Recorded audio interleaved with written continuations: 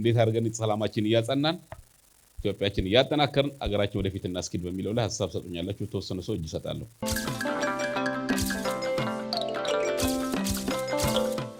በዚህ መድረክ ላይ እንደ ጋሞ የአገር ሽማግሌ ይህንን መድረክ ያዘጋጀው አካል እንድንገኝ ስለጋበዘን እዚህ ቦታም ስለተገኘን ከልብ አድርገን የዚህ መድረክ ባለቤቶች እናመሰግናቸዋለን። እግዚአብሔር ይስጥልን። እንግዲህ እዚህ ቦታ ላይ ስንገናኝ የዛሬው መድረክ ትልቁ ዓላማ ማጠንጠኛው የተነሱ ነገሮችን መጠቀም የምንችለው የሰላም ባለቤት ስንሆን ነው የሚል ነገር ዙሪያ ነው ያለው። ሰላም ለምርጫ ቀርቦ ይሄ ይሻል ነበረ፣ ይሄኛውን ወስደን ሰላምን እንተው የምንል ተፎካካሪ አማራጭ የለውም። ስለዚህ ማናችንም ብንሆን ሰላም የሰላም ባለቤቶች እስከምንሆን ድረስ ለሰላም ከልብ የመነጨ መንበርከክን ይጠይቃል፣ ዝቅ ማለትን ይጠይቃል። ልንጎዳ እንችላለን። ጉዳታችን ክብር ማጣት ሊሆን ይችላል። ጉዳታችን አካላዊ፣ ጉዳታችን ኢኮኖሚያዊ ጉዳትም ጭምር ሊያስከትል የሚችል ሊሆን ይችላል። እያጋጠመንም ነው። ግን ደግሞ አቅም ጉልበት በዚህ ዘመን ላይ በእኛ ባህል ጉልበታችን አቅማችን ወጋችን ነው፣ ባህላችን ነው። ደግነትን፣ አብሮነትን፣ ያጠፋን ሰው በይቅርታ ማለፍን ይዘን እንጂ ያደግነው ለጦር መምዘዝን ባህላችን አይፈቅድም። ይሄ የሁላችን ባህል መሆን መቻል አለበት። በአንድ አቅጣጫ የሚሰነዘር መልካም ምኞት ሰላምን አያመጣም። እንደ ክልል 12 ዞኖችን ያቀፈ 32 ብሔር ብሔረሰቦችን ያቀፈ ትልቅ ክልል ነው። የህዝቡ ቁጥር ብዛት ብቻ አይደለም፣ የክልሉ 32 ብሔረሰብ መያዝ ብቻ አይደለም፣ የዞኖች 12 ብቻ አይደለም። ለሀገሪቱ ኢኮኖሚ፣ ለሀገሪቱ ባህል፣ ለሀገሪቱ ፖለቲካ ትልቅ ሚና መጫወት የሚችል ትልቅ ህዝብም ጭምር ያለበት ነው ይሄ ክልል። አንደኛ የክልሉ ህዝቦች እኛ ይሄ ተፈጥሮ ያደለንን ጸጋ፣ ይሄ በተፈጥሮ እግዚአብሔር ወስነን ፈልገን በምርጫ ወስደን ሳይሆን ጌዶና ጋሞን የሚያስተሳስር የባህል ተመሳሳይነት አለ። ወላይታና ጋሞን የሚያስተሳስር የባህል አንድነት አላቸው። ጎፋና ጋሞን፣ ጎፋና ወላይታ የሚያስተሳስር የቋንቋ፣ የባህል፣ የኢኮኖሚ ትስስር አላቸው። አሁን ያቃተን ነገር ቢኖር ይሄንን እግዚአብሔር ያደለልን ሁሉ አቀፍ አብሮነትን መጠቀም የሚያስችል አሰራር ነው የጠፋው። በብዛት አሁን ያለው ነገር ምንድን ነው? ግጭቶች ሲፈጠሩ ግጭትን ማስተዳደር እንጂ ግጭትን መከላከል ባህላችን ማድረግ አልቻልንም። አሁን ሊሆን የሚገባው ነገር ምንድን ነው? ፈረንጆቹ ምንድን ነው የሚሉት? ኮንፍሊክት ማኔጅመንት ነው የሚሉት። እሱን አይደለም አሁን ባህል ማድረግ የሚገባን፣ ግጭት መከላከልን ነው ባህል ማድረግ የሚገባን። ማነፍነፍ አለብን። የግጭት ምንጭ ሊሆኑ የሚችሉ ነገሮች የት ነው ያሉት? ሊያጣሉን የሚችሉ ነገሮች የት ነው ያሉት? የትኛው ገበያ ላይ ነው ችግርን የሚያደፈርስ እይታ የታየው? የትኛው ለቅሶ ቦታ ላይ ነው ለችግር ጸንቅ ሊሆን የሚችል ነገር የተከሰተው የሚል ሚያዩ የሚከታተሉ አባቶች ያስፈልጉናልና ይሄ በሁላችንም አካባቢ ላይ ይሄን እንጠቀም። ሌላው በተለይ ትልቁ ዶክተር የተናገሩት ነገር አለ። ይሄንን የተጀመረውን ባህላዊ ተቋማዊ አደረጃጀታችንን ተቋማዊ ማድረግ ለመንግስት የሰላም፣ የልማት፣ የፖለቲካ ግንባታ ትልቅ ዋጋ አለውና ዛሬ የኛ መናቆር፣ የኛ መደባደብ፣ የኛ የቃላት ልውውጥ ህዝቡ ጋር የሌለ ነው። ዛሬ በጋሞ ህዝብና በወላይታ ህዝብ መካከል ላይ፣ ዛሬ በጋሞ ህዝብና በጎፋ ህዝብ መካከል፣ ዛሬ በጌዲዮና በሲዳማ መካከል ላይ የህዝብ ለህዝብ የግንኙነት ችግር የለንም። ተቋማዊ አደረጃጀት ይፈጠር፣ መንግስትንም የምንመክርበት መድረክ ይኑር። እግዚአብሔር ይስጥልኝ። እንግዲህ አሁን ዋና ነጥብ አለ። አንደኛ ይሄ ቦታ ራሱ ዲላ ያለንበት የደቡብ ኢትዮጵያ በሚባል የተሰየመ ክልል ውስጥ መኖሩና በዛ ክልል ውስጥ እንደተጠቀሰው 32 ብሔረ ብሔረሰቦች መኖራቸው ቱሚ ትልቅ ሞዴል ነው። ምክንያቱም አንድ ወይ ሁለት ኤትኒክ ግሩፕ ሳይሆን በጣም በርከት ያሉ በአንድ ላይ መገኘታቸው ያ ለኢትዮጵያ አርአያ የሚሆን ነው እላለሁ። ሴንተር ስለሆን ደግሞ በሙሉ ከጎረቤት ሀገሮቻችን ጋር ሰላማዊ በሆነ መንገድ ዊን ዊን የሆነ ሶሉሽን መፍጠር አለብን። በዛ ምንም እንደውም በጣም እሱ ብቻ ሳይሆን እያንዳንዱ የጠቀስካቸው ጎረቤት ሀገሮች ከኛ ጋራ በብሔር፣ በባህል፣ በሃይማኖት፣ በሁሉም ነገር ተሳስረዋል። ስለዚህ አልቲሜትሊ ዘላቂ የሆነ ሰላም በአካባቢው ሊመጣ የሚችለው የሚያሉትን ችግሮች በሰላማዊ መንገድ ስንፈታቸው ነው። አመሰግናለሁ። አጭር ነው የምናገረው። ስለ ሰላም ሲነሳ የጥበብ ቦታ ለምን ተዘለለ ነው። ጥበብ ምንጊዜም ቢሆን በሰዎች በማህበራዊ ኑሮ በሁሉም ቦታ ላይ ጥበብ አለች። ቅልል አድርጌ ልናገረውና ቅድም አባቶቻችንን አቀማመጣቸውን ሳይ የለበሱትን ልብስ ሳይ ውስጡ ጥበብ አለ። ስለ ቋንቋው አይደለም እናገር፣ ስለ ንግግሩ አይደለም፣ ጥበብ ውስጡ አለ። የለበሱት ልብስ ይህም የተሰጠን ከሰላም ጋር ምን ልዩነትና አንድነት አለው የሚለውን አብረን ማየት እንችላለን። ጥበብ በግለሰብ፣ በቤተሰብ፣ በሀገር አልፎ ተርፎ በዓለም አቀፍ ደረጃ ቦታ አላት እና ለምሳሌ ከውጭ ጉዳይ ሚኒስቴር ጋር በተያያዘ የሰላም መልእክተኞች ሆነው በሌላ ሀገር የሚሄዱት የጥበብ ስራዎች ናቸው። ስዕል፣ ሙዚቃ፣ ስነ ጽሁፍ፣ ሌላም ይተረጎማል፣ ይስፋፋል፣ ለዓለም ይሰጣል፣ ይቀበላል። ይሄ ሁሉ የጥበብ ቦታ እኛም ሀገር አለ፣ የሚያኮራንም ባህል አለን። ይህንን እንመንዝረው ካልን አብሮ ሊመጣ የሚችል የኢኮኖሚ ጥቅም አለው። በዚህ መልክ ብናየው ደስ ይለኛል። ስለጋበዛችሁኝ በጣም ደስ ብሎኛል። ወደፊትም መድረክ ላይ የጥበብ ሰዎች ስለዚህ የሚናገሩ ይመስለኛል። አመሰግናለሁ። ሁላችሁንም ወደ ጌዶ ዞን ወደ ዲላ ከተማ እንኳን በሰላም መጣችሁም ብያለሁ። በዚሁ አጋጣሚ ዛሬ እያወራን ያለ ነው ስለ ኢትዮጵያ ነው። ከምንም ነገር በላይ ይህንን ላዘጋጃችሁ አካላትም እጅግ በጣም ትልቅ ክብር አለኝ። ምርጫችሁም ትክክለኛ ስለሆነ ማለት አንዱ ምርጫችሁም ትክክለኛ ነው ያልኩት ክልላችን የሰላም የመቻቻልና የብልጽግና ተምሳሌት ክልል ነው ብለን እየሰራን ባለንበት ጌዶ ደግሞ የሰላምን እንሻማ የሚል ለሰላም ቅድማ የሚሰጥ ማህበረሰብ በመሆኑ በዛ በጣም ደስ ብሎኛል። ሰላም የሁላችንም በመሆኑ በቀጣይም በትኩረት መሰራት አለበት ብዬ ነው የሚያስበው። ለፓናሊስቶቹ ሁለት ጥያቄ ብቻ አለኝ። የመጀመሪያው ጥያቄ የሰላም ባለቤቱ ራሱ ማን ነው? እናውቃለን ነው ኢትዮጵያውያን እኛ በአሁኑ ሰዓት ታውታችን ኮንትራዲክተሪ ነው። ሰላም ልክ የሰላም ሚኒስተር ወይ ሰላም የብልጽግና ወይ ሰላም የመንግስት እንደሆነ ነው የሚንቆጥረው። ሰላም ራሱ ባለቤት አላት። ስለዚህ ከዚህ አንጻር አስ ፓናሊስት ምንድን ነው የምትሉት? ሰላም የሰላም ባለቤት ማን ነው የሚል የራሴ ታውታለኝ። ከሰላምና ልማት አንጻርም ኮንትራዲክተሪ የሆኑ ነገሮች አሉ። አሁን የሚወሩ ኮሪደር ምን አረጋል? እንትን ምን አረጋል? ህዳሴ ግድብ መቅደም ነበረ ከምን ከልማት አንጻር ቅድም ዶክተር መሪውንም እንደሚያነሳው ሰላምና ልማት አብሮ ማይነጣጠሉ ናቸው ብለናል። ግን ይሄንን ቤዝ አድርጎ ከመሄድ አንጻር ሰፊ ውስንነቶች አሉና ይሄ ላይም አጭር ማብራሪያ ቢሰጥላል። አመሰግናለሁ።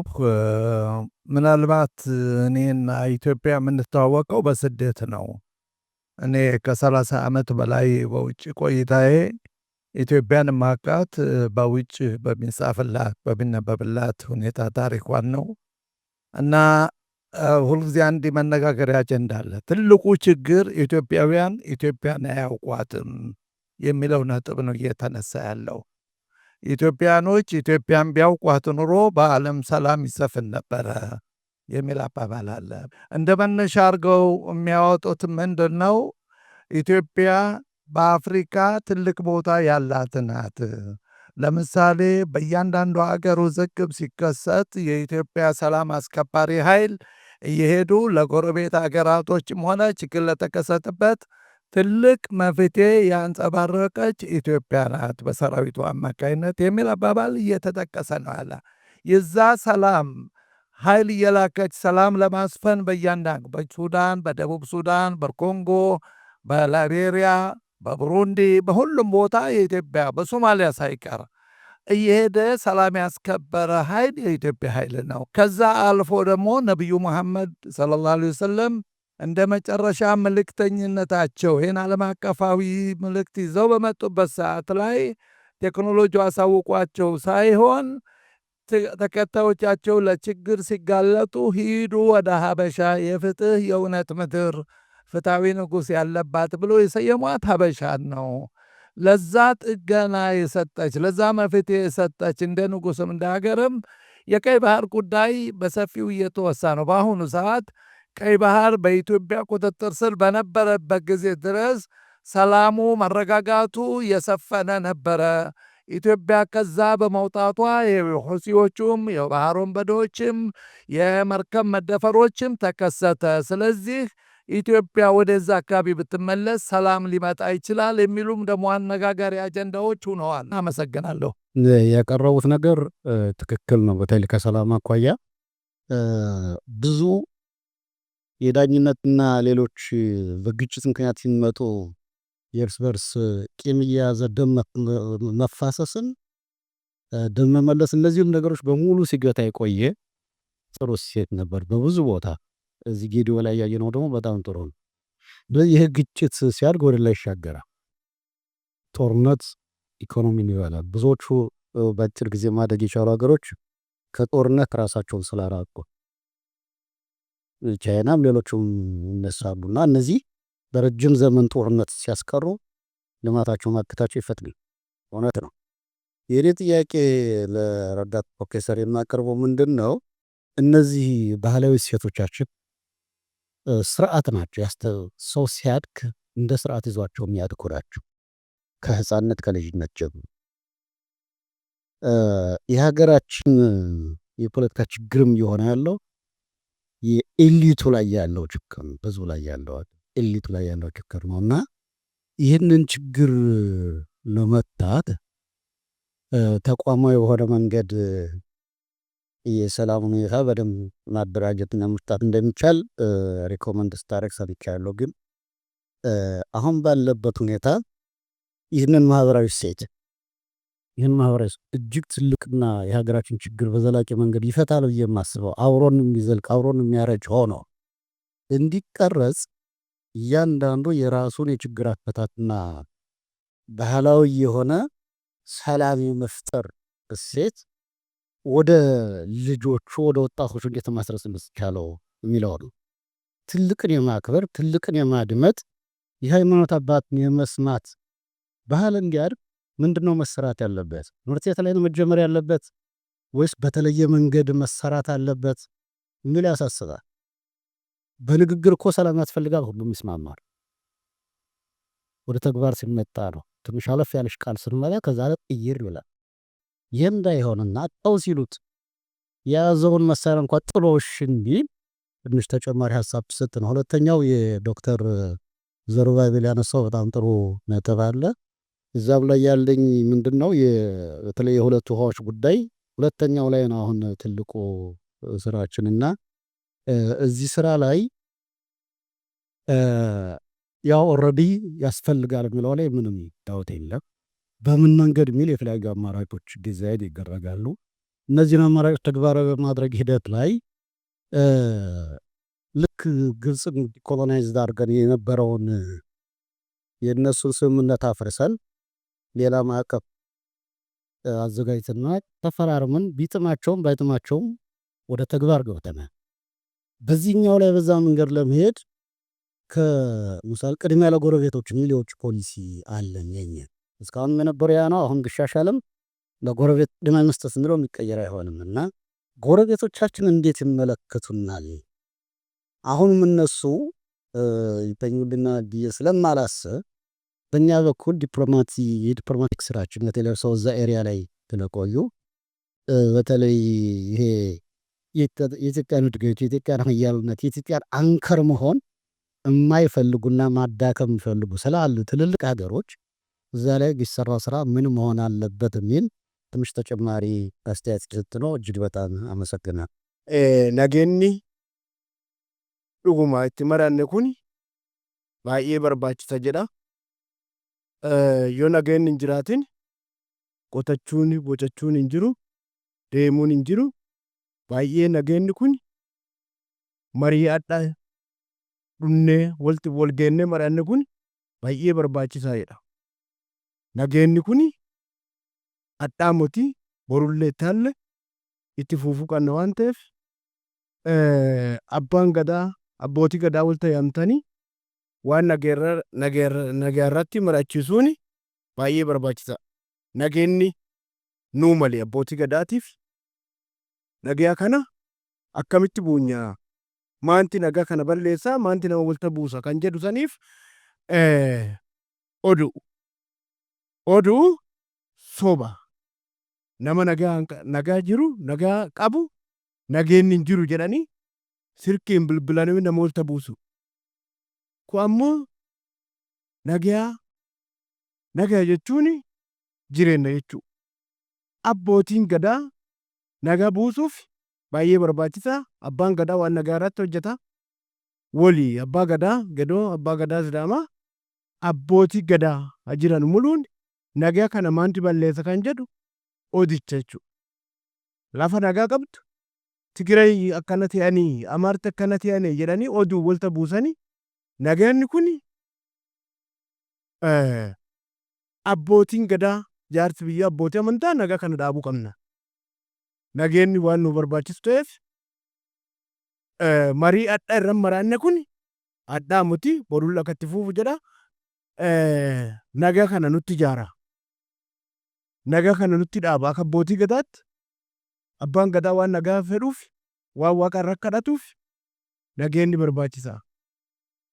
Ammoo oduu nagaa booressutu kana dhaabatu nurraa qabdi. Dhaabuu qabna akka abbootii gadaa akka mootummaalletti nageenyi kun maafi booraa guddaan maa hirriba dhaba diqqaan maa hirriba dhaba jaarsaa jaartiin gadaan maa hirriba dhaba. Oduun kun nurraa akka dhaabatu nagaa kana nutti buusuu qaba jedha. Galatooma horaa bulaa isiniin jedha. በተለይ ውይይቱ የሚያጠነጥነው በሁለት ጉዳዮች ነው። ለህዝብ ግንኙነቱን የማጠናከርና ማህበራዊ ባህል እሴቶቻችን እንዴት ማጠናከር አለብን በሚሉ ጉዳዮች እንደ አገራችን እንደ ኢትዮጵያም ያሉ የተጀመሩ ስራዎች አሉ። እነዚህን አጠናክረን መሄድ አለብን። እንደ ሀገር መጽናት ካለበት አገር መቀጠል ካለበትም ሁሉም አካል የየራሱን ኃላፊነት ድርሻ በመወጣት እነዚህን ባህላዊ እሴቶቻችንን በማጠናከር ሀገርን የማጽናት ሚና መጫወት አለብን የሚል ነው። እንደኛ ክልልም ደቡብ እንግዲህ ኢትዮጵያ ብዙ ብሔር ብሔረሰቦች ያሉባት ትንሿ ኢትዮጵያ የምትባል አካባቢ ነው። እዚህም አካባቢ የተጀመሩ ጥሩ ስራዎች አሉ። ነገር ግን እነዚህን ስራዎች እንዴት ነው ማስቀጠል የምንችለው ማጠናከር የምንችለው? አሁን ባለንበት እንደ ሀገርን ለማስቀጠል ከኛ ምን ይጠበቃል የሚለውን ሁላችንም ከዚህ መድረክ ይዘን መሄድ ያለብን ይመስለኛል። ከዚህ አኳያ ማህበራዊ ባህል እሴቶቻችን ለሀገር ሰላምን ለማጽናት ወሳኝ ናቸው ብለን ነው እንግዲህ ፓናሊስቶችም ሲያነሱ የነበሩት። ኢኮኖሚ እድገታችንን ማስቀጠል ካለብን ማህበራዊ እሴቶቻችን በደንብ አጠናክረን መሄድ አለብን የሚል ነው። ከዚህ አኳያ አሁን የተጀማመሩ ስራዎች እጅግ በጣም የሚበረታቱ ናቸው። ይሄን ማስቀጠል አለብን። እዚህ ያሉ የባህል አባገዳዎችም ከተለያዩ አካባቢዎች የመጡ ሀገር ሽማግሌዎችም ምንድነው ይዘን መሄድ ያለብን የሚለው አንዱ ነገር መሆን አለበት። ነገር ግን እንደ ሀገር የሀገራችንን ችግር በዘላቂነት ለመፍታት ምንድነው መደረግ ያለበት? ሰላም ግንባታ ስራችንን እንዴት ነው ማጠናከር የሚችለው? በወጣቶች ዘንድ በሴቶች ዘንድ ችግር ሲፈጠር ጦርነት ሲፈጠር ቅድሚያ የሚጎዳው ሴቶችን ነው ወጣቶችን ነው። ሰው ከዚህ አኳያ ሁሉም የራሱን ኃላፊነት እንዲወጣ እንዴት ነው ማድረግ አለብን? ልቃኖች ጋር የሚፈጠሩ ወደ ብዙሃኑ የሚሄድ ችግር እንዴት ነው ማስቀረት የምንችለው በሚለው ላይ እነዚህን የተጀመሩ ስራዎችን መስራት አለብን። ትልቁ ስራ አሁንም መሰራት ያለበት ሚዲያ አካባቢ ያለው በደንብ ሊሰራ ይገባል። ህዝብ ለህዝብ ትስስሩን አጠናክረን የምንሄድበት የየራሳችን አሳይመንት ከዚህ መድረክ ይዘን መሄድ አለብን የሚለው በደንብ ቢታይ የሚለውን ለመጨመር ነው። አጠቃላይ ግን ለግንዛቤ የተያዙ ነገሮች እጅግ በጣም አስተማሪ ናቸው የሚል ሀሳብ ለማንሳት ነው። 3 ጉዳዮችን አይ ቲንክ ወንድም ዳንኤል ላይ የሚያተኩር ነው የሚሆነው። ግን መነሻ የሚሆነው በአንድም በሌላ የተገለጹ የ3ቱ ብሔረሰብ የመጡ ሽማግሌዎች ዛሬ ትልቅ አስተምሮናል የሚል ይመስላለኝ። እነሱን አንስቼ ለመግባት ነው ወደ ሀሳብ የምፈልገው። ሽማግሌዎቹ ሊመርቁ መጥተዋል። ሁለቱ የሚያመሳስላቸው ፕሮሲጀር አለ ምርቃት ላይ። አንደኛው ደግሞ የፕሮሲጀር ልዩነት አለ እና በመጡበት ጊዜ እንደየ ብሔረሰቡ ባህል የጋሞ አባቶች ቆሞ መረቁም፣ የጌዲዮ አባገዳን የጉጂውን በሚመረቁበት ሰዓት ተመሳሳይ እይታን አስተዋልኩ። ሁለቱ ደግሞ በሚመረቁበት ሰዓት ጌዲዮ የነሱ ምርቃት አልቆም ቁጭ ብሎ ምርቃቱን አስቀጠሉ። ኢትዮጵያ ልትገነባ የምትፈልገው ህብረ ብሔራዊ ፌዴራሊዝም ይሄው ነው። ዛሬ ትልቅ ትምህርት እዚህ የወሰድኩት እነዚህ አባቶች ትውፊት ምን ያህል ኢትዮጵያን ገንብቶ መጥቷልና ትልቅ ትምህርት ወስደናል። ኢትዮጵያም አሁን እየሄደች ያለችበት ፍሬሚንግ ይሄንኑ ኢትዮጵያን እንገንባ ነው። እዚህ ላይ ተንተርሽ ወንድም ዳንኤልን ላነሳ የምፈልገው ቅድም በደንብ ቦልድ ላይ አንስተሃልና አንደኛ ይሄ ዲሞክራታይዜሽን ከጥንት ጀምሮ መጥቷል። አንዱ ዶክተር ክረድንም አይ ቲንክ መውሰድ ያለባቸው ብዬ የማስበው ምናልባት ዶክተር ተስፋ የጻፈው መጽሐፍ ላይ ተመላክቶ ሊሆን ይችላል እንጂ ዲሞክራሲ ራሱ የወስተርን ኮንቴክስት ሳይሆን ከኛ የነበረ የሚለውን የሚያሳይ መደማመጥ፣ መቻቻል፣ የሀሳብ መከባበር የጋራ ስቴት ላይ ያለውን አመላክቷልና ይህንን የአባቶችን አገር በቀል ባህልን ከዲሞክራሲ ልምምድ አኳያ እንዴት በምሁራዊ ማየት ይቻላል የሚለው እንደ አንድ ኮንሰርን ቢወሰድ ጥሩ ነው ብዬ አስባለሁ። የመጨረሻ ጥያቄ ላነሳ የምፈልገው እኛ ጎረቤት ቅድሚያ የምንሰጥ ውጭ ጉዳይ ፖሊሲ አለን፣ ፋክት ነው። ግን አንደኛው ፐርስፔክቲቭ እኛ ጎረቤት ተከበን ያለነው ሪሊ የጂኦግራፊያዊ ዲማርኬሽን አገራት አደረገን እንጂ በሁሉም ላይ እኛ የለንም ወይ በሌላኛው ፐርስፔክቲቭ ነው የማይሆነ። ሁሉም እኛን የሚያዋስኑን አገራት በአንድም በሌላ አለንበት። ስለዚህ በእኔ እምነት የውጭ ጉዳይ ፖሊሲያችን ጎረቤት ተኮር ብቻ መሆኑ ሳይሆን እኛን ተኮር ነን። እነሱ ጋር የምናደርገውም እኛን ተኮር አድርገን እየሰራን ያለነውና ይሄ ውጭ ላይ ጎረቤት ተኮር የምንለው ነገር የኛ አገር ውስጥ አኮሞዴሽን ኦፍኮርስ ብልጽግና የጀመረው ነገር አለ። አጋር የሚባለውን አስወግዶ አንድ ላምጥቷል።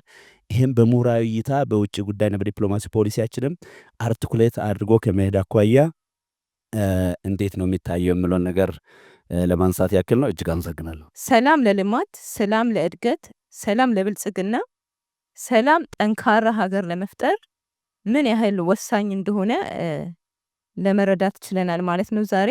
ከዛ ባሻገር የዛሬው መድረክ ሌላ ያስተማረ ምንድነው ይሄ ማህበረ ባህላዊ እሴቶቻችን ምን ያህል ምንም እንኳን በሰሜን በደቡብ በተለያየ አቅጣጫ ያለን ህዝቦች ብንሆንም ምን ያህል ተቀራራቢነት እንዳላቸው ሀገርን ለማጽናት ሀገር እንድታንሰራራ ለማድረግ ያላቸውን ዋጋ ለማየት ችለናል።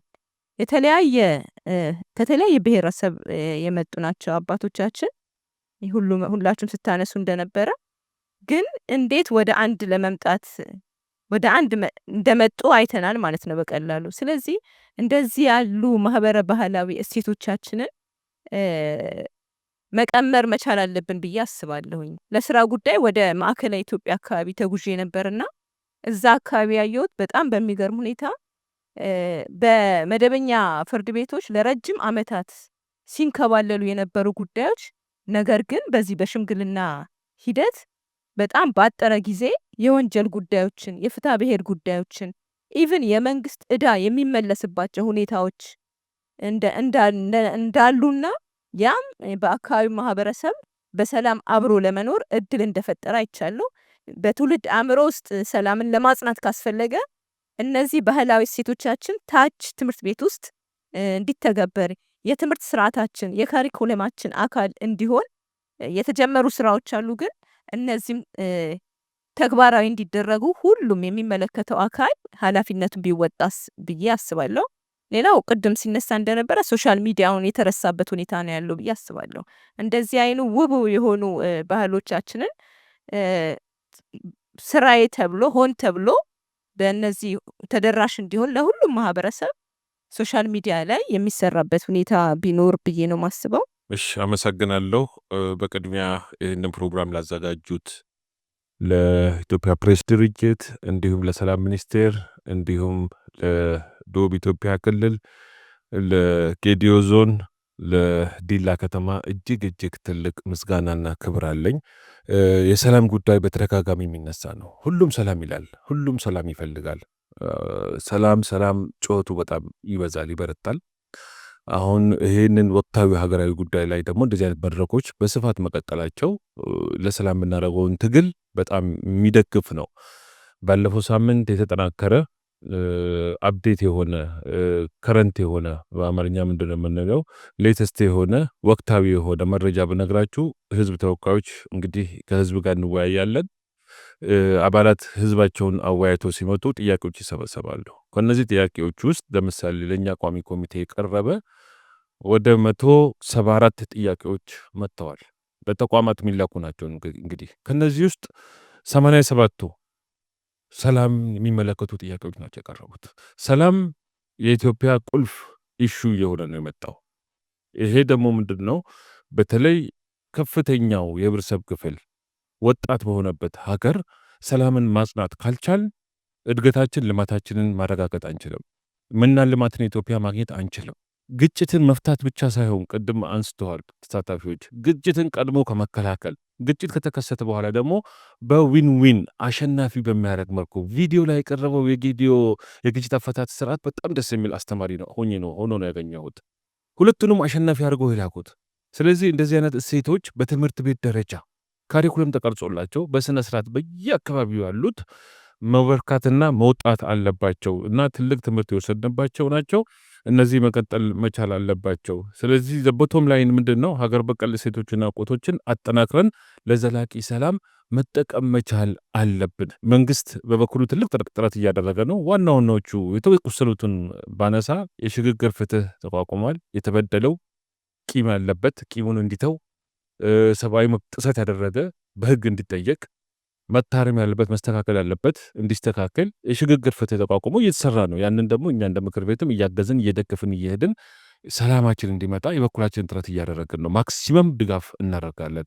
ከዛ ጎን ለጎን ደግሞ ሀገራዊ ምክክር ኮሚሽን ተቋቁሟል። ልዩነቶቻችንን፣ ክፍተቶቻችንን፣ ችግሮቻችንን በበሰለ ዲሞክራሲ ቁጭ ብለን ተወያይተን ቅድም እኮ የጌዲዮ ቪዲዮ ላይ የነው ባህላዊ ግጭት አፈታት ህፃናትም ሁሉም ቁጭ ብለው ነው ሲወያዩ የነበረው። ይህም መላውን ኢትዮጵያ ዲያስፖራውንም በአማካለ መልኩ በተቻለ መጠን የሀገራዊ ምክክር ኮሚሽን የሚያደርገውን ጥረት መደገፍ በየቦታ አሁን ሀገራዊ ምክክር ኮሚሽን የመጨረሻ ምዕራፍ ላይ ደርሷል። ይሄ መጨረሻ ምዕራፍ ላይ ደረሰውን ፍሬውን የምናገኝበት አሁን ነው። ከዛ በኋላ ደግሞ ሌላ ዝግጅት ያስፈልጋል። ተቋማት ያስፈልጉናል። ሀገራዊ ምክክር ኮሚሽን ህዝቡን አወያይቶ የሚወስናቸው ውሳኔዎች ተግባራዊ መሆን አለባቸው። የህዝብ ድምፅ መተግበር አለ። ያንም እንዲተገብሩ የሚችሉ ተቋማት ያስፈልጉናል። ያንን እንዲተገብሩ የሚችሉ የህግ ማዕቀፎች ያስፈልጉናል። ከአሁኑ መዘጋጀት አለብን። የምንስማማባቸው ነገሮች ወደ አንድ ነጥብ ሄደው ተግባራዊ እንዲሆኑ ከአሁኑ ሰፊ ቅድመ ዝግጅቶች ያስፈልጋል። በጣም አመሰግናለሁ።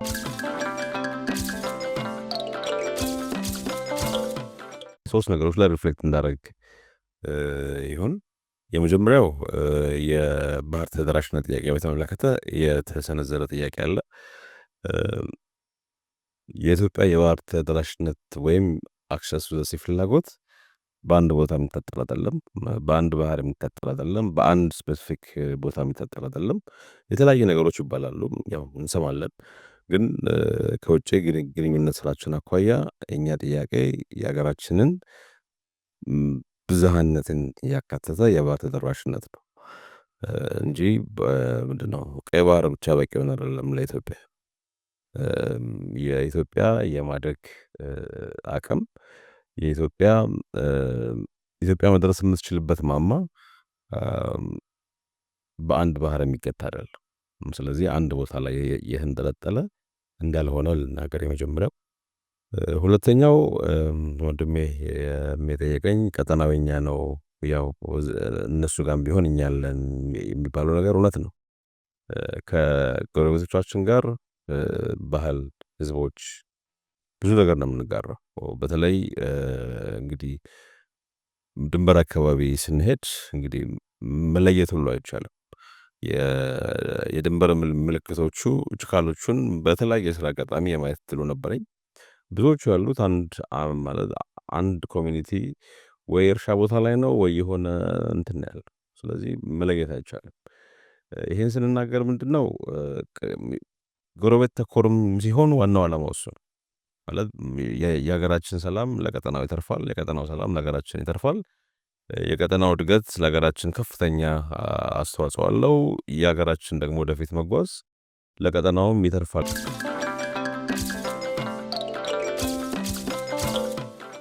አመሰግናለሁ። መጀመሪያው የሰላም ባለቤት ማን ነው? ማን ነው ተጠያቂ ስላሉ ሰላም ሲጎል የሚጠየቀው ማን ነው ለሚለው ጥያቄ አይነት አስተያየት ሰላም የሁሉም ነው። ሁሉም ሰው ባለቤት ነው። ሰላምን የሚሰጥም የሚከለክልም የለም። ስናጠፋም ራሳችን፣ ሰላምን ስንጠብቅም ለራሳችን ነው።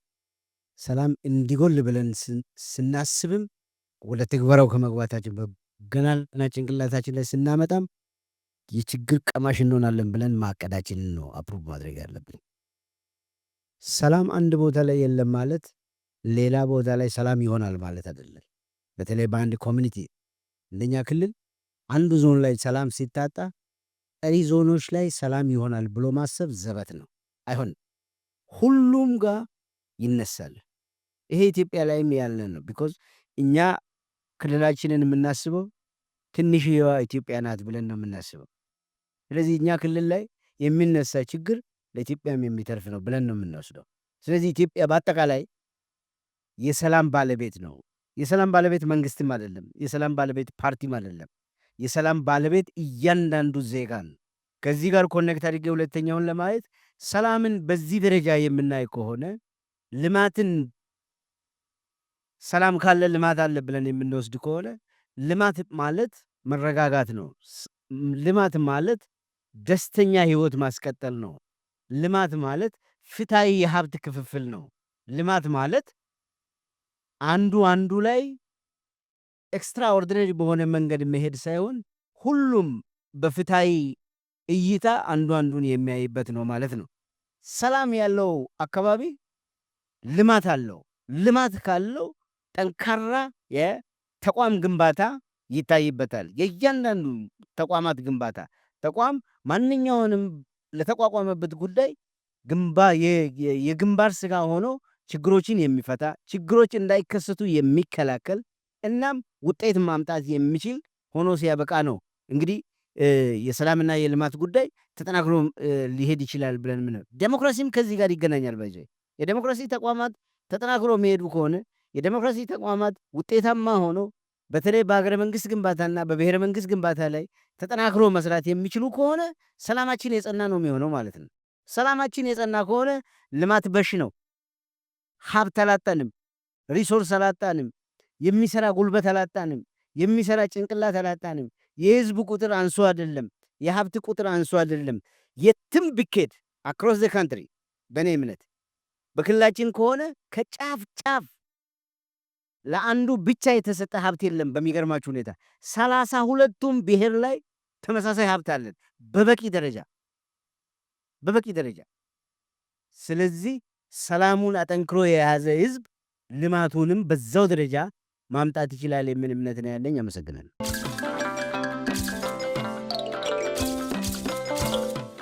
ሰላም ናችሁ ወይ? ሰላም ስንል እኛ ሀገር ላይ ሰላም ናችሁ ስላችሁ ብዙ ሰው የመለሰው እግዚአብሔር ይመስገን። የሰላም ባለቤት የሚለውን ነገር ከሱ ልጀምርና አውሮፓውያኑ ሰላም እንዴት ነው የሚመጣው ብለን ስንል የራሳቸውን ትንታኔ ይሰጡናል። ከራሳቸው እሳቤ አንጻር ተመስልተው ማለት ለምሳሌ ኢኮኖሚውን ብናስፋፋ እርስ በርስ ብናስተሳስር ምናምን ይሉናል። የሰላሙ ባለቤት መንግስትም ነው። ማርኬቱ በጣም ያንን ሰላም ያመቻቻል ብሎ ያስባሉ። አም ኢንትረስትድ በእኛ ሀገሩ እኔ ብዙ ወደ ሎካሉ እንትን ስለምል የእኛ ሀገሩ የሰላም ባለቤት ግን ኢንክሉሲቭ ነው፣ ሆሊስቲክ ነው። ሰላም ናችሁ ወይ ሲባል ቅድም ያነሳሁላችሁ ሶስቱ አካላቶች ፈጣሪ፣ ኢንቫይሮንመንትና ሰውን ስንመለከተው ሰላምን የሚሰጠው የሁሉ ነገር ፈጣሪ ስሙን እንደየብሔሩ እንደየሃይማኖቱ ይለያያል።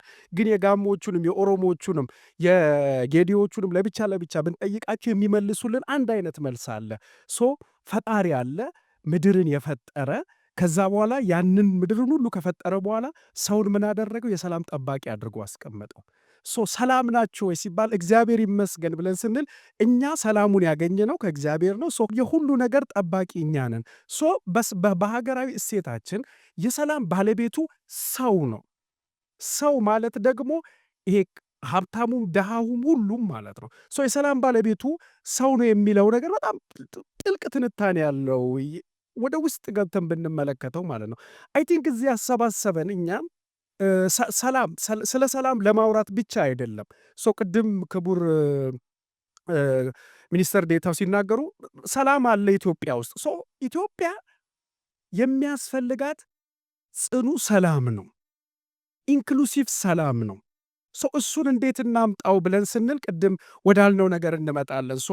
ሳይንሱ ላይ ስትመጡ ፖዘቲቭ ፒስ፣ ኔጌቲቭ ፒስ፣ ቅድም አባታችንም ላነሱት ጥያቄ ለጦርነትን ለመሸሽ ከፈለግ ለጦርነት ተዘጋጅ የሚል ፕሪንሲፕል አለ። ስለዚህ ራሳችንን በሚሊተሪ በኢኮኖሚ በምናምን ብለን በምንጠራው ጠንካራ የሆነ ኢኮኖሚ፣ ጠንካራ የሆነ ሚሊተሪ ከፈጠርን ወደዛ ይወስደናል ማለት ነው።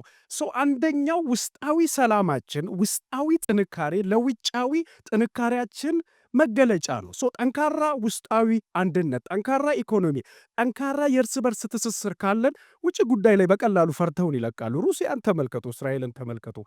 በቀላሉ ያሻቸውን ነገር ሲያደርጉ ዓለም ላይ ያለን የሚሉት ትንፍሽ አይሉም። ለምን? ጠንካራ ውስጣዊ አንድነትና ጠንካራ የሆነ ነገር ስለፈጠሩ ማለት ነው። እንዴት አድርገን ነው እኛ ደግሞ ውስጣችንን ማጠንከር የምንችለው? ሌትስ ጌት ባክ ቱ አወር ኦውን፣ ወደ ውስጥ እንመልከት። ጠንካራ ሊያደርገን የሚችለው እርስ በርስ ህዝቡ ላይ ችግር የለም። ቅድም መግቢያ ላይ ብየዋለሁ፣ ኢሊቱ ላይ ነው። ኢሊቱንም ሊያርቀው የሚችለው እርስ በርስ በደንብ ስንተዋወቅ ቅድም ፕሮፌሰር ብለውታል። አሁን ሰላም ሚኒስቴር የሚሰራው የበጎ ፈቃድ አገልግሎት ኢትዮጵያውያን አናቀውም። ለዛ እኮ ነው እርስ በርስ የምንባለው። ኮንሶ ሲሄድ እኔ መሀል አዲስ አበባ የቆየው ሰውዬ ኮንሶ ሲሄድ ኮንሶ ለካ ከኔ ብሔረሰብ እኩል ችግር አለበት፣ አልቅሼ ነው የምመጣው። ሌላም ቦታ እንደዚሁ ማለት ነው። ወጣቶቻችንን ስናሽከረክር እንደሱ እናደርጋለንና ወደ ውስጥ ስንመለከት፣ ባህሎቻችንን ስንመለከት፣ ወደ ውስጥ መመልከትን ስናመጣ ጠንካራ ሀገርን ለመፍጠር የሚያስችሉ ብቻ ሳይሆን ከትርፍ በላይ የሆኑ አቅሞች አሉን ነው። እነሱን እንዴት አድርገን ኢንስቲቱሽናላይዝ እናድርግ ሲባል ቅድም ተገልጿል። አንዳንዱን በትምህርት ስርዓት ውስጥ ማስገባት አለብን። የፒስ ኤዱኬሽን ኢትዮጵያ ውስጥ እኮ የለም። ተማሪዎቻችን አይማሩም። ለምንድን ነው ፒስን እንደ ኤዱኬሽን ማይሰጠው? ስካንዲቪያን ስትሄዱ እንደዚህ አይነት ባህል አላቸው። በትምህርት ስርዓቱ ማስገባት በተደጋጋሚ ይለዋለሁ። ፕሬስ ድርጅት ቅድም በጊዜ ነቅቷል። ዲጂታል ወጣቱ ወደ ዲጂታል ነው። ዛሬ ላይ ወጣቱን እዚህ ብናስቀምጠው .com ጄኔሬሽን ነው። እንትኑ ነው ጋዜጣ ገልጦ የማንበቢያ ጊዜ የለውም። እንትኑ ላይ ነው፣ ሞባይሉ ላይ ነው ያለው። ወደ እሱ እንውሰድለት፣ ባህሎቹን ወደ ወጣቱ እናስገባ። አንድ ነገር ልንገራችሁ። ከዛሬ 5-6 ዓመት በፊት አንድ ሪሰርች ልሰራ አንድ አካባቢ ሄድኩኝ። ሪሰርቹን ጨርሼ የተመለስኩ ኢት ዋዝ ኢንትረስቲንግ። ከ5 ዓመት በኋላ ያንን ሪሰርች በሆነ ጉዳይ ተጨማሪ ልሰራ ሲሄድ ሽማግሌዎቹ እኔ ያናገርኳቸው የሉም። እኔ የያዝኩትን ዳታ አዲሶቹ ሰዎች አያውቁትም። እነዚህ ሽማግሌዎች በጠፉ ቁጥር በሄዱ ቁጥር ባዮሎጂም ስራውን ይሰራል፣ ይሄዳሉ። የቱ ጋ ነው ኖሌጁ ያለው? ለቀጣዩ ትውልድ የምናስቀምጥለት ምንድን ነው? ዶኪመንት እናድርገው፣ ቁጭ እናድርገው። በየብሔሩ እሴቱ፣ ፍልስፍናው፣ አስተሳሰቡ፣ ወርልድ ቪው ይጠና፣ ይቀመጥ። የተያዘ ነገር ለቀጣይ ይሄዳል። ይሄንን ነገር ወደዛ መውሰድ ያስፈልጋል። ፕሮሞት እናድርገው። በተገናኘን ቁጥር አይደለም።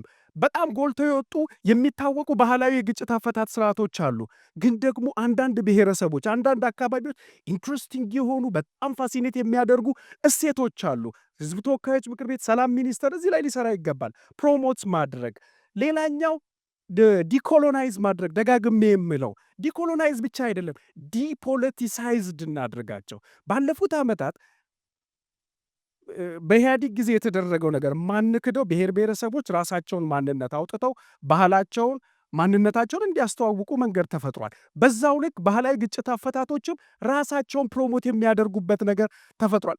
ግን ፖለቲሳይዝድ ሆነዋል። አሁን እሱን ዲፖለቲሳይዝ እናድርገው፣ እናላቃቸው፣ እንደ ባህላቸው፣ እንደ ቋንቋቸው፣ እንደ ማንነታቸው፣ እንደ ወርልድ ቪዋቸው ሲሰሩ ማህበረሰቡ የተሻለ ይሆናል። የተሻለ ማህበረሰብ ካለን ልሂቁ በቀላሉ አይፈነጭብንም። ቆሻሻ የሆኑ የማይረቡ ሀሳቦችም ይዞ መጥቶ አይተፋብንም። የሚያርቀው ነገር እንፈጥራለን ማለት ነው። ይሄ ከዲሞክራሲ ጋር ምን ግንኙነት አለው? አብሶሉትሊ ምርጥ የሆነ ግንኙነት አለው። ለምሳሌ የጌዲዮ ባህላዊ ስርዓት ዱዋል ፓርቲ ነው። እኛ ሀገር ላይ ስንት ፖለቲካ ፓርቲ አለ? 60 ምናምን አለ። በፖለቲካል ሳይንስ ላይ ስንሄድ አንዲት ሀገር የፖለቲካል ስፔክትረሙን አይተን አንዲት ሀገር ሊኖራት የሚችለው ማክሲመም ፓርቲ ማክሲመም 7 ነው። ፋር ሌፍት፣ ፋር ራይት፣ ሌፍት ራይት፣ ሌፍት ሴንተር ምናምን ስንከፋፍለው እኛ ሀገር 67 አለ። 67 ፓርቲ ኖሮን ዲሞክራሲ የሚጸናው። ስለ ዲሞክራሲ ስናወራ ክቡር ተስፋዬ ጥሩ አድርገው ጽፈውታል። ስለ ዲሞክራሲ ሀገራዊ ዲሞክራሲን እንድታነቡት ሰጀስት አደርጋለሁ። እና ዲሞክራሲ የሚጸናው ጥቂት ፓርቲ ባለበት ሀገር ነው። ነገ የጌዲዮ የገነባው ስርዓት የጌዲዮ አባቶች የገነቡት ስርዓት ነገ ወጥቶ 3ኛ ፓርቲ ለመመስረት የሚያመች ሁኔታ የለውም። ለምን? መደላድሉን ስለሰሩለት ማለት ነው። በየብሔሩ ጋሞ ጋር ብንሄድ የዲሞክራሲ ኢለመንቶች ኢትዮጵያዊ ዲሞክራሲ ኖት ዘ ዌስተርን ዲሞክራሲ ማለት ነው። ውስጣችንን ስንመለከት ያለንን አፕሪሺየት ስናደርግ እርስ በርስ በደንብ ስንተዋወቅ አይደለም በደንብ ስንተዋወቅ ሰላማችን ይጸናል። የጸና ሰላም የበለጸገችን ሀገር ይሰጠናል። ብልጽግና እንደሚለው ሁሉን አቀፍ ብልጽግና ማለት ነው። በአንድ ጎን ብቻ የወጣ አይደለም። ሁሉን አቀፍ ብልጽግና ሲኖረን ጎረቤቶቻችን ያከብሩናል። ቀይ ባህር አይደለም ሌላም ነገር ማድረግ እንችላለን ማለት ነው። ቴንክ ዩ ቬሪ ማች።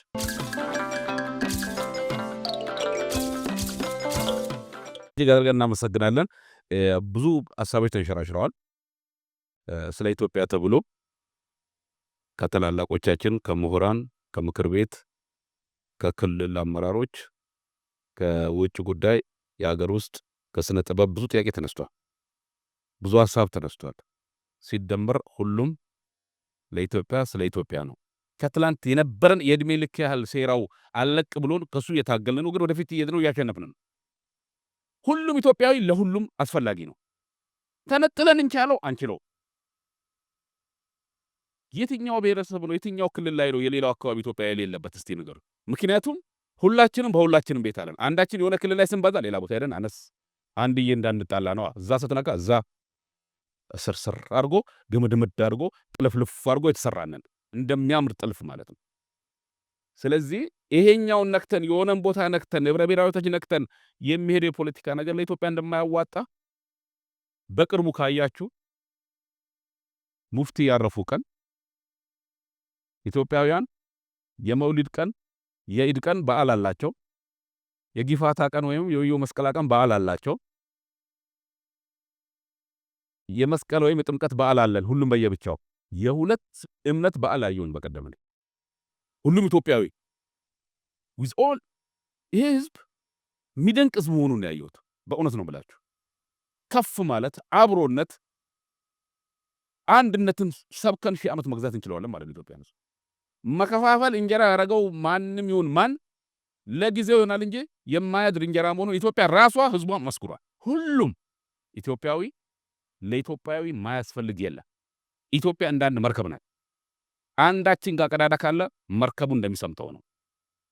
ሁላችንም ጌጧ ነን። ሁላችንም በመስዋዕትነት የገነባናት። አንዳችን ጋር ቁስል ካለ ወንድሞቼ እንዳነሱት የትኛውም አካባቢ ላይ ህመም የሚሰማናት መደመር የምንለው ይህንን በዚህ ደረጃ ከን ያገኘነውን ሰላም እያጸናን ለኢትዮጵያ የሚመጥንን የማንሰራራት ከፍ ማለት ሂደት አጠናክረን እንቀጥላለን። እንደ መንግስትም እንደ ሰላም ሚኒስቴር የሰጣችሁን ሀሳብ በሙሉ እንወስዳለን። መልካም የደስታ መልካም የማንሰራራት ጊዜ ይሁንልላችሁ። አመሰግናለሁ።